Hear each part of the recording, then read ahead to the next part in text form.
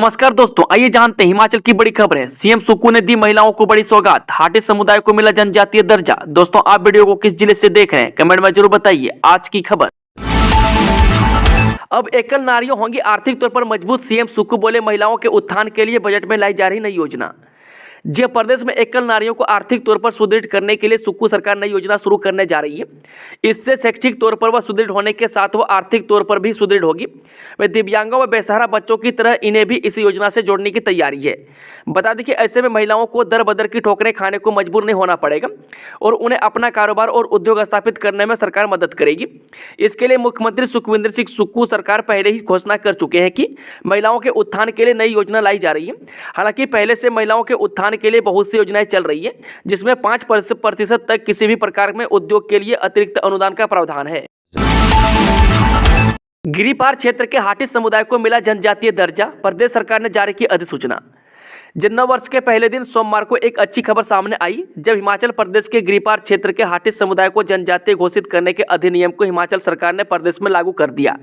इस अवसर पर शिमला में आज उद्योग मंत्री की उपस्थिति में मुख्यमंत्री सुखविंदर सिंह सुक्खू ने अधिकारियों व गिरिपार क्षेत्र के लोगों की मौजूदगी में हाटी समुदाय को अनुसूचित जनजाति घोषित करने की अधिसूचना जारी की। बताया जा रहा है कि गिरिपार हाटी विकास कल्याण मंच के पदाधिकारी और कांग्रेस के सैकड़ों कार्यकर्ताओं बीती रात को ही शिमला पहुंच चुके थे। वे साल 2023 के अगस्त महीने में राष्ट्रपति द्रौपदी मुर्मू ने हाटी समुदाय को एसटी दर्जा देने को लेकर अधिसूचना जारी की। इसके बाद गिरिपार इलाके के लोगों को प्रदेश सरकार की अधिसूचना का इंतजार था, लेकिन अब यह इंतजार भी खत्म हो गया है।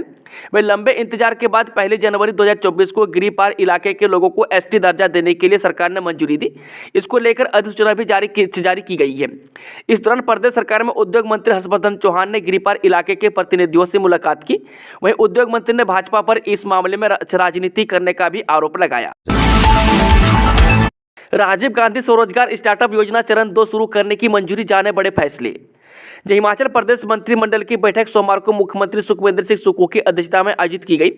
वहीं बैठक में युवाओं को सशक्त बनाने व स्वच्छ ऊर्जा पहल को आगे बढ़ाने के दृष्टिगत सौर ऊर्जा के दोहन के लिए राजीव गांधी स्वरोजगार स्टार्टअप योजना के चरण 2 को शुरू करने का निर्णय लिया गया। यह योजना 100 किलोवाट से 500 किलोवाट तक क्षमता की सौर ऊर्जा परियोजनाओं को स्थापित करने पर केंद्रित है। वह योजना राज्य के अक्षय ऊर्जा लक्ष्य को हासिल करने एवं मील पत्थर साबित होगी। यह योजना 21 से 45 वर्ष की आयु के युवाओं को उद्यमशीलता के अवसर प्रदान करने के साथ कौशल विकास को प्रोत्साहित करेगी। टेट परीक्षाओं की अस्थायी उत्तर कुंजी बोर्ड की वेबसाइट पर अपलोड। हिमाचल प्रदेश स्कूल शिक्षा बोर्ड द्वारा 8 विषयों की अध्यापक पात्रता परीक्षा का आयोजन किया गया। अब इन टेट परीक्षाओं से संबंधित अस्थायी उत्तर कुंजियों सीरीज A, B, C और D बोर्ड की वेबसाइट पर अपलोड कर दी गई है।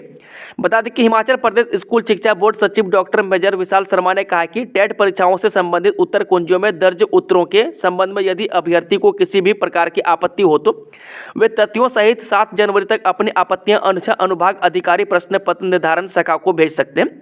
वे अभ्यर्थी अपनी आपत्तियों कार्य दिवस में बोर्ड कार्यालय में जमा करवा सकते हैं। वह 7 जनवरी के उपरांत उत्तर कुंजी से संबंधित किसी आपत्ति पर विचार नहीं किया जाएगा। विभिन्न छात्रवृत्ति योजनाओं के लिए 16 जनवरी तक कर आवेदन, NIC ने बढ़ाई तिथि। छात्रवृत्ति की विभिन्न योजनाओं के आवेदन की तिथि अब 16 जनवरी तक बढ़ाई गई है। ऐसे में वर्ष 2023-24 की छात्रवृत्ति योजनाओं के लिए छात्र 16 जनवरी तक आवेदन कर सकते हैं। वह सोमवार को NIC की ओर से शिक्षा विभाग को इस संबंध में पत्र भेजा गया, जिसमें उक्त अवधि को बढ़ाया गया है। इस अवधि को बढ़ाने के लिए उच्च शिक्षा विभाग ने national informatics centre new Delhi को पत्र लिखा था। वह विभाग के अतिरिक्त निदेशक डॉक्टर हरीश अवस्थी की ओर से NIC के तकनीकी निदेशक को यह पत्र लिखा गया था। ऐसे में NIC ने विभाग को इसकी अप्रूवल दे दी है। इसके साथ ही प्रदेश में बायोमेट्रिक प्रमाणीकरण प्रक्रिया के लिए भी शिक्षण संस्थानों को अतिरिक्त समय दिया गया है। में 6 जनवरी तक जिला उपनिदेशकों को अपने जिला में बायोमेट्रिक प्रमाणीकरण की प्रक्रिया पूरी करने को कहा गया है। में आवेदन की अवधि बढ़ने के बाद शिक्षा विभाग ने प्रदेश के ऐसे पात्र छात्र जो छात्रवृत्ति के लिए आवेदन नहीं कर पाए थे, उन्हें तय अवधि में आवेदन करने को कहा गया है। सुक्खू सरकार 8 जनवरी से 12 फरवरी तक गाँव के द्वार। आगामी लोकसभा चुनावों को देखते हुए हिमाचल प्रदेश में सरकार भी हरकत में आ गई है। सरकार ने नव वर्ष पर प्रदेश में 8 जनवरी से 12 फरवरी तक सरकार गांव के द्वार कार्यक्रम शुरू करने की घोषणा की। इसके तहत मुख्यमंत्री व मंत्री से लेकर सभी कांग्रेस विधायक विधानसभा चुनावों में पार्टी प्रत्याशी अपने अपने विधानसभा क्षेत्र का दौरा करेंगे। इस दौरान वे ग्रामीण क्षेत्र में लोगों से मिलेंगे तथा प्रदेश सरकार द्वारा 1 वर्ष में किए गए कार्यों से लोगों को अवगत करवाएंगे। वे साथ ही लोगों को प्रदेश सरकार द्वारा राज्य को आत्मनिर्भर बनाने की दिशा में किए जा रहे प्रयासों को भी बताएंगे। इस दौरान लोगों को आत्मनिर्भर बनाने के लिए शुरू की गई योजनाओं की जानकारी विस्तार से दी जाएगी। वहीं लोगों को आपदा से हुए नुकसान तथा प्रदेश सरकार द्वारा केंद्र से सहायता नहीं मिलने के बावजूद उठाए गए कदमों से अवगत करवाया जाएगा। इसके तहत लोगों को आपदा से हुए नुकसान तथा अब धर्मशाला, कुल्लू व शिमला में विंटर कार्निवाल में उमड़े सैलानियों के जन सैलाब की जानकारी भी लोगों तक पहुंचाई जाएगी। शीतकालीन अवकाश में 10 से 5 बजे तक ही खुला रहेगा पुस्तकालय। हिमाचल प्रदेश विश्वविद्यालय के शैक्षणिक विभागों में 1 जनवरी से 18 फरवरी तक शीतकालीन अवकाश शुरू हो गया है। इसको देखते हुए विश्वविद्यालय के मुख्य पुस्तकालय के खुलने और बंद रहने की टाइमिंग भी बदलाव किया गया है। विश्वविद्यालय पुस्तकालय सुबह 10 से 5 बजे तक कार्य दिवस पर खुला रहेगा। वह छात्र छात्राओं को पुस्तकालय के रीडिंग हॉल 1 और 2 के अलावा प्राइवेट रीडिंग रूम को खुला रखे जाने की टाइमिंग भी कम कर 7 बजे तक कर दी गई है। वह विश्वविद्यालय के पुस्तकालय प्रभारी ने इसको लेकर आदेश जारी कर दिए हैं। वह सोमवार से नई व्यवस्था को लागू भी कर दिया है। यह 17 फरवरी तक लागू रहेगी। एसएफआई के सम्मेलन में नई शिक्षा नीति का विरोध। अखिल भारतीय जनवादी महिला समिति और एसएफआई के संयुक्त तत्वाधान में सार्वजनिक शिक्षा बचाओ मंच के बैनर तले रविवार को अधिवेशन का आयोजन किया गया। इसमें राष्ट्रीय शिक्षा नीति 2020 को लेकर चर्चा हुई। वह जन विज्ञान आंदोलन की ओर से आयोजक सत्यवान पुंडिर ने कहा कि सम्मेलन में नई शिक्षा नीति का विरोध किया गया। वह तय हुआ कि इस नीति की खामियों से लोगों को अवगत करवाकर आंदोलन खड़ा किया जाएगा। वह सम्मेलन में हिमाचल प्रदेश विश्वविद्यालय से डॉक्टर बलदेव सिंह नेगी, सरकारी महाविद्यालय शिक्षक संघ के कोषाध्यक्ष डॉक्टर देवेंद्र शर्मा, एसएफआई के राज्य सचिव अमित ठाकुर एवं जीबीएस के जिला सचिव जियादर शर्मा, राजनीति शास्त्र आचार्य डॉक्टर आर के जिस्टू ने भी विचार व्यक्त किए। कहा कि शिक्षा नीति को जल्दबाजी में लागू किया जा रहा है। 75,500 से ज्यादा श्रद्धालुओं ने टेका माथा। रात भर खुले रहे चिंतपूर्णी मंदिर के कपाट। हिमाचल की शक्तिपीठों और मंदिरों में रविवार को 75,500 श्रद्धालुओं ने माथा टेका है। वह 9 वर्ष से एक दिन पहले ही दिन भर मंदिरों में कतारें लगी रहीं। वह श्रद्धालुओं की सुविधा के लिए नए साल की अल सुबह मंदिरों के कपाट खोल जाएंगे। बिजली बोर्ड में 1 जनवरी को जारी नहीं हुआ वेतन और पेंशन, कर्मचारियों ने बैठक बुलाई। राज्य बिजली बोर्ड में 1 जनवरी को वेतन और पेंशन जारी नहीं हुआ। मैं कर्मचारी यूनियन ने प्रबंधन पर कुप्रबंधन का आरोप लगाते हुए मंगलवार को संयुक्त संघर्ष समिति की बैठक बुला ली है। इस बैठक में आगामी रणनीति बनाई जाएगी। मैं 28,000 पेंशनरों और 15,000 कर्मचारियों की सोमवार को दिन भर बैंक खाते पर नजर टिकी रही। मैं शाम 5 बजे तक भी वेतन पेंशन जारी नहीं होने से कर्मचारी और पेंशनर्स खफा हो गई। मैं बिजली बोर्ड के 43,000 कर्मचारियों और पेंशनरों को अदायगी के लिए हर माह 200 करोड़ रुपये की आवश्यकता होती है।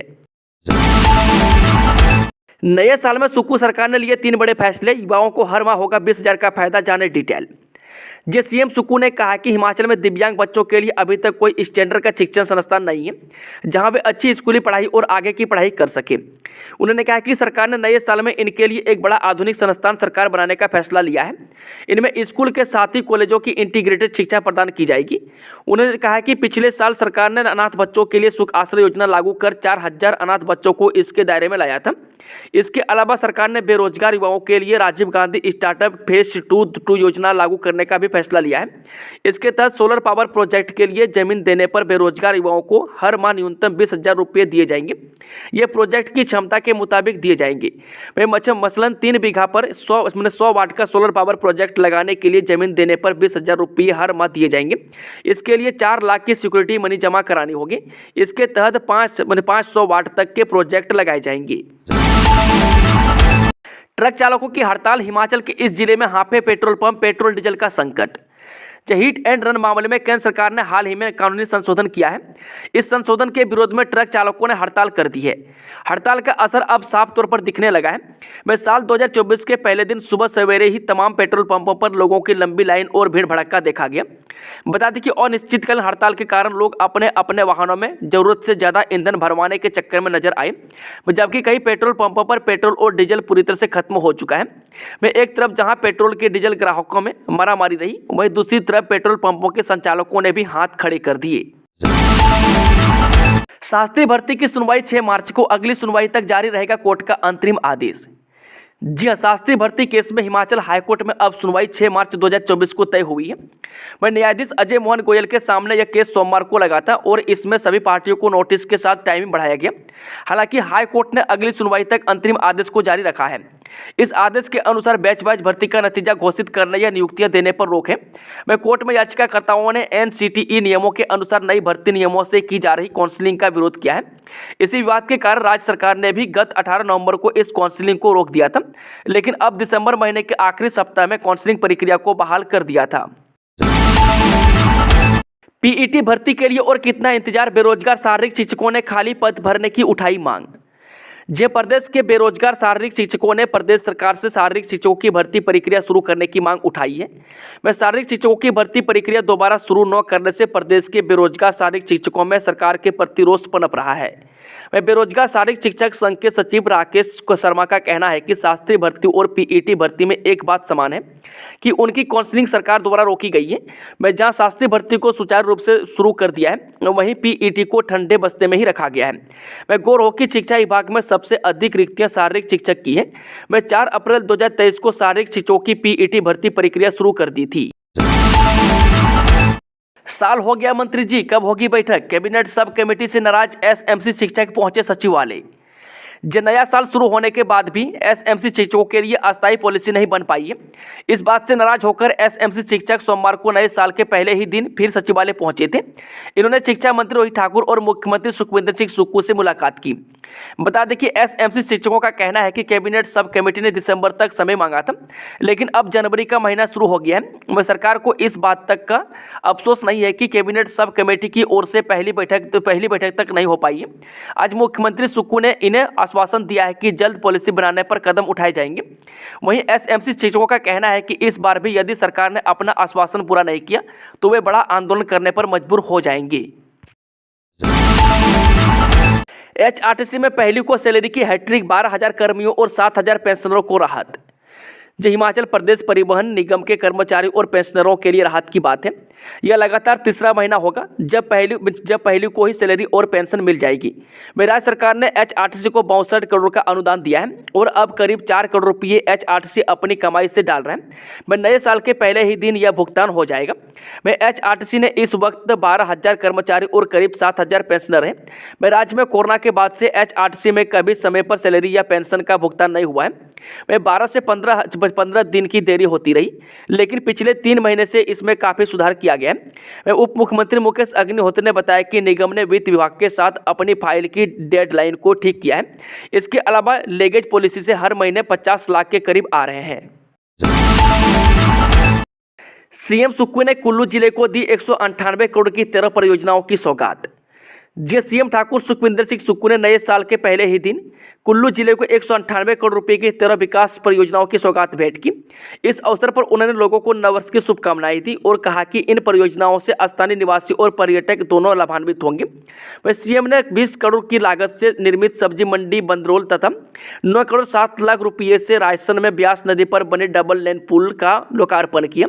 उन्होंने नेहरू कुंड में ब्यास नदी पर बुरुआ और सनांग संपर्क मार्ग को जोड़ने वाले 6 करोड़ 44 लाख रुपये से बने स्टील ट्रस ब्रिज, जगत चुक नाला पर 4 करोड़ 7 लाख रुपये से और चक्की नाला पर 3 करोड़ 37 लाख रुपये से बने आरसीसीटी बीम पुलों, पतली कुहल में 20 लाख रुपये से बने विवेकानंद पुस्तकालय, मनाली में 7 करोड़ 83 लाख रुपये बने से इको फ्रेंडली मार्केट, मणि सोलंगनाला में 54 लाख रुपये से तैयार व साइट सुविधाएं और सजला में 29 लाख रुपये की लागत से निर्मित आयुर्वेदिक स्वास्थ्य केंद्र भवन का उद्घाटन किया।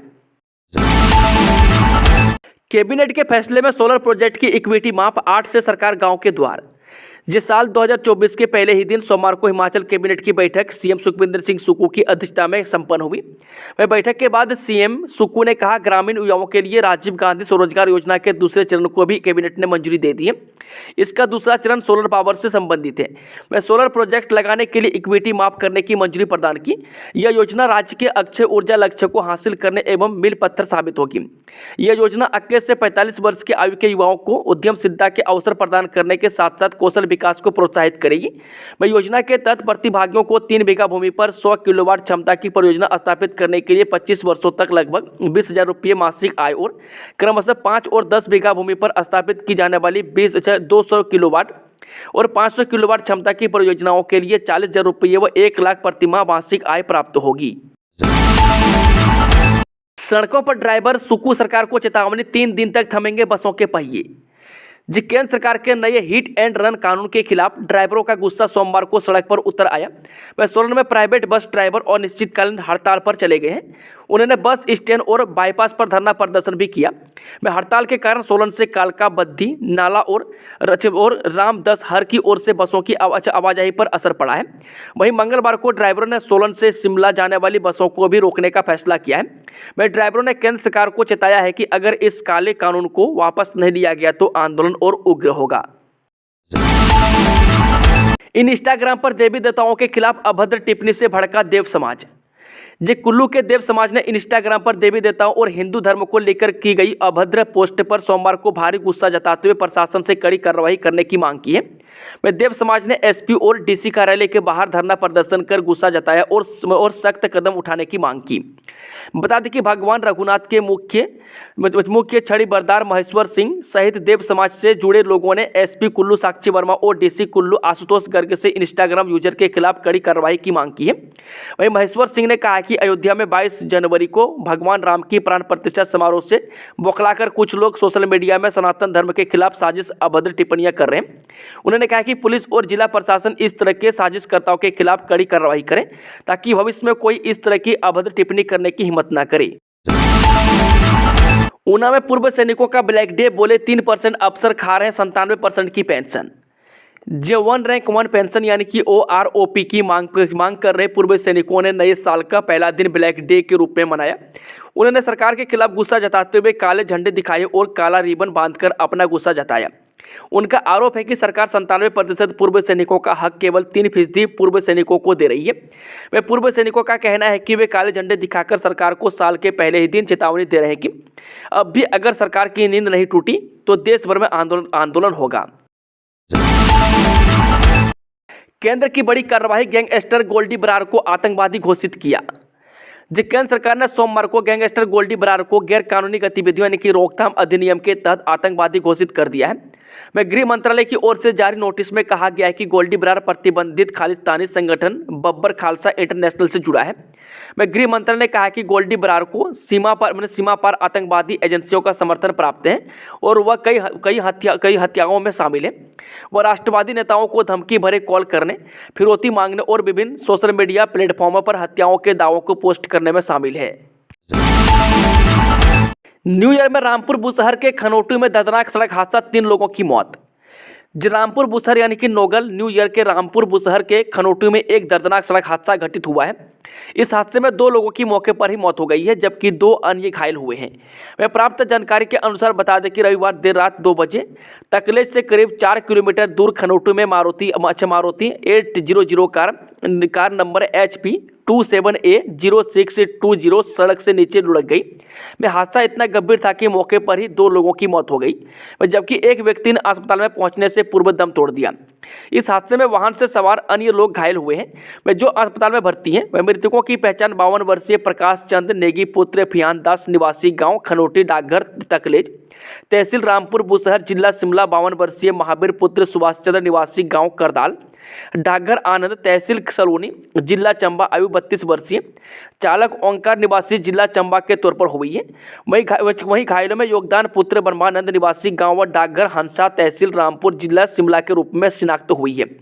बताया जा रहा है कि गाड़ी में सवार 4 व्यक्ति राजपुरा स्थित परियोजना में कार्यरत थे। वह तकले चौकी के प्रभारी देवराज नेगी ने मामले की पुष्टि की है। उन्होंने बताया कि हादसे की छानबीन शुरू कर दी है। हिमाचल के इस शहर में आग का तांडव, जल गए 7 मकान। हिमाचल प्रदेश में शिमला के जुब्बल इलाके में लगी भीषण आग में 7 मकान जलकर खाक हो गए और उनमें रहने वाले 9 परिवार बेघर हो गए। अधिकारियों ने सोमवार को यह जानकारी दी। अधिकारियों के मुताबिक परोठी पंचायत के 7 मकानों में भारी भरकम लकड़ियों से बने लगभग 80 कमरे रविवार और सोमवार की दरमियानी रात करीब 1 बजे लगी आग में पूरी तरह जलकर खाक हो गए। हालांकि आग में लोगों और जानवरों को किसी प्रकार की हानि की सूचना नहीं है। नए साल में हिमाचल कांग्रेस को मिलेगा नया अध्यक्ष। जी, नए साल में कांग्रेस को नया अध्यक्ष मिलने की उम्मीद है। मैं लोकसभा चुनाव के चलते इसके लिए पार्टी स्तर पर अंदरूनी तौर पर तैयारियां शुरू हो गई है। मैं वर्तमान में कांग्रेस की प्रदेशाध्यक्ष प्रतिभा सिंह है और वह मंडी लोकसभा सीट से प्रत्याशी रहती हैं। ऐसे में पूरी संभावना है कि वह एक बार फिर मंडी से लोकसभा का चुनाव लड़ेंगे। ऐसी सूरत में उन्हें पार्टी अध्यक्ष का पद छोड़ना पड़ेगा।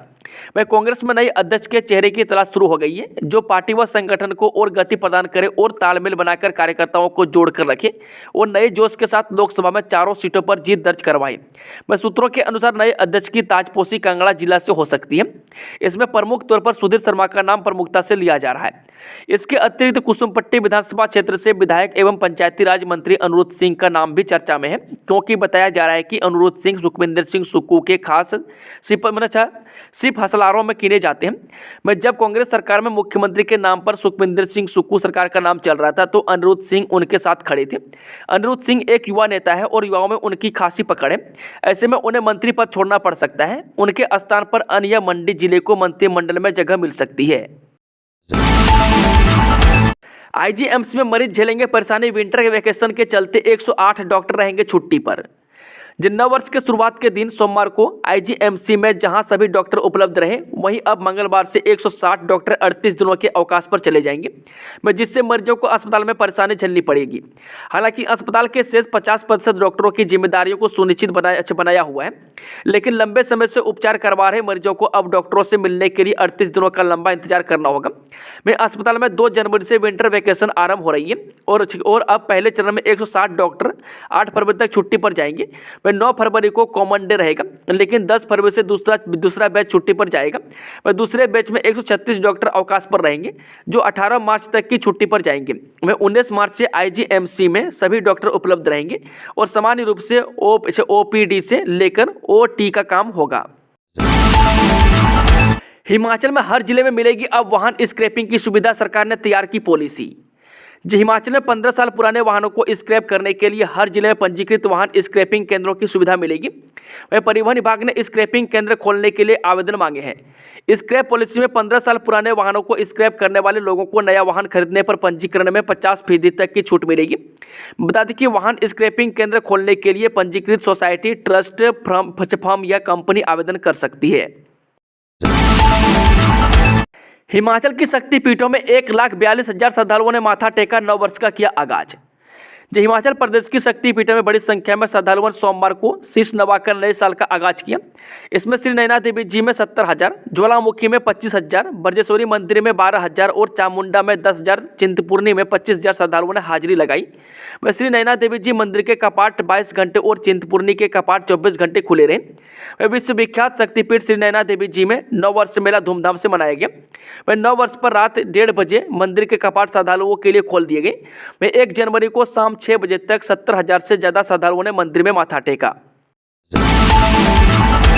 रणजी ट्रॉफी में अंकित कलसी करेंगे हिमाचल की कप्तानी। जी, रणजी ट्रॉफी के लिए हिमाचल प्रदेश के क्रिकेट संघ ने टीम की घोषणा कर दी है। हिमाचल प्रदेश की 17 सदस्यीय टीम में ऊना के अंकित कलसी को कप्तान बनाया गया है। बता दें कि रणजी टूर्नामेंट में हिमाचल की टीम 5 जनवरी से 7 मुकाबले खेलेगी। हिमाचल की 17 सदस्यीय टीम के अलावा टीम में 8 खिलाड़ियों को स्टैंड बाई रखा गया है। टीम में कप्तान अंकित कलसी, एकांत सेन, प्रशांत चोपड़ा, अमित कुमार, सुमित वर्मा, निखिल गांगटा, आकाश वशिष्ठ, ऋषि धवन, अंकुश बैंस, मयंक डागर, गुरविंद्र सिंह, वैभव अरोड़ा, अर्पित गुलेरिया, विनय गिलेटिया, अविकाश, शुभम अरोड़ा और नवीन कुमार को भी शामिल किया गया है। हिमाचल प्रदेश के आर्थिक नुकसान पर बोले सीएम सुखविंदर सिंह सुक्खू। कहा, राज्य की आमदनी 100 रुपये और खर्च 170 रुपये। जी हाँ, हिमाचल प्रदेश में आर्थिक संकट को लेकर सीएम सुखविंदर सिंह सुक्खू ने बाह्य वित्तीय पोषित एजेंसियों से धन समिति होने का हवाला दिया। उन्होंने कहा कि केंद्र सरकार ने बाह्य वित्त पोषित एजेंसियों से राज्य को प्राप्त होने वाली धनराशि की समिति करके 2900 करोड़ रुपये कर दिया है, जबकि पहले इस तरह की सीमा नहीं थी। वहीं राज्य सरकार की आमदनी 100 रुपये और खर्च 170 रुपये हो गया है। दोस्तों, आज की खबरों का सिलसिला समाप्त होता है। अगर जानकारी पसंद आई हो तो वीडियो को लाइक, शेयर, चैनल को सब्सक्राइब जरूर करें और कमेंट बॉक्स में कमेंट करके बताएं कि आप लोगों का नया साल कैसा रहा।